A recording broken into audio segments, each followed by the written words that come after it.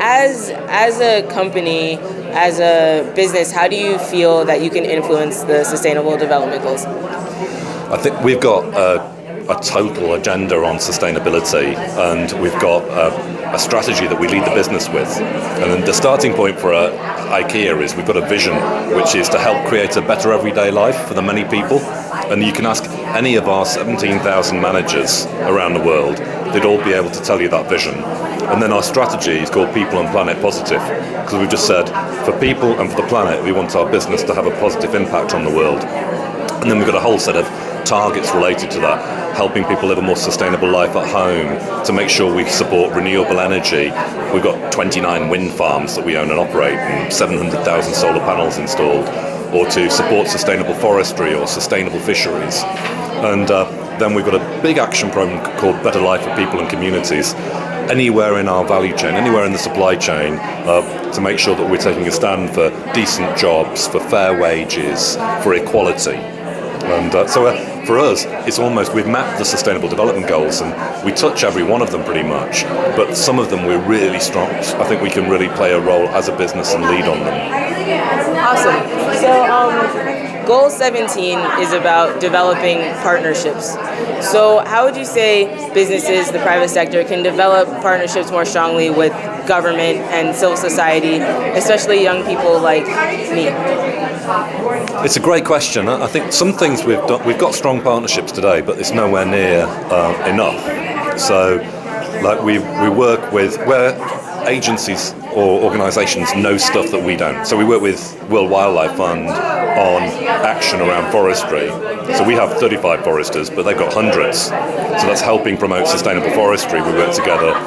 We work with the Institute of Migration around setting better standards for how you recruit migrant workers to make sure they're not vulnerable. So that we can do.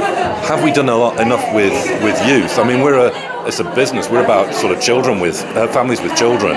So it's very much connects with IKEA. I think we could really think. Well, I'm open to offers and suggestions because I'm sure there's more we could do. And in terms of youth engagement, especially with climate change, which is an issue that I care a lot about, how do you feel as if though IKEA is, do you think that enough young people or people in general know that businesses like IKEA are so strong in sustainable development and care so much about the earth? Because a lot of times with big businesses, corporations, people are like, oh, it's vilified mostly, but do you think that there could be more showing of how much businesses support the SDGs and sustainable development? I think if anybody that sees this, if a young person or an older person, ask questions about it. Next time you go into any business, ask questions. Because we know from talking to our customers that people care. So people care about climate change, they care about factory working conditions. We've slowly getting stronger in the communications. Historically, we've done more inside the business and not talked that much about it. But what we found is that people want to know more. They want to see it on the website, they want to see it next to the products, they want to see it in the store, in the catalogue. So we will strengthen what we do from a communications point of view. And you've got to get it just right. You don't want to overclaim what you're doing, because even when you do a lot as a business, you're not perfect. You're still constantly on the way. But we could do a better job of it. So we'll strengthen the communications. And I think there's something, if you think like climate change, it's such a massive problem. It can be really disempowering because you can think, what the world's at risk. It's an existential crisis.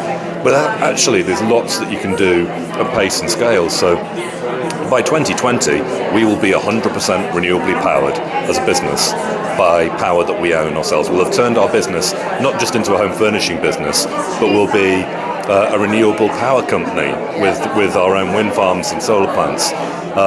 We've totally changed our lighting business from halogens and CFLs, from inefficient lights into super efficient LEDs that will last more than 20 years.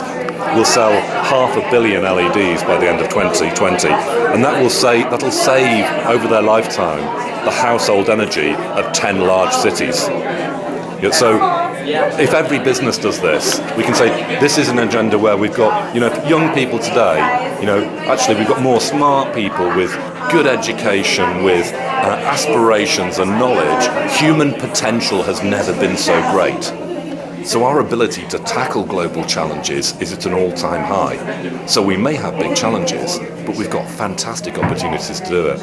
And so I think if there's got to be, showing that business can do something, that cities can do something, that states can do something, that institutions, that universities, that colleges, that schools, that regular citizens, that people young and old can do. And when I was a little bit older than you, but not much older than you, there was a great guy who'd just gone and saved some species by himself, and he said, Steve, don't wait to be asked. Just step up and find what you can do, whether it's on a small or local scale or on the scale of a big business.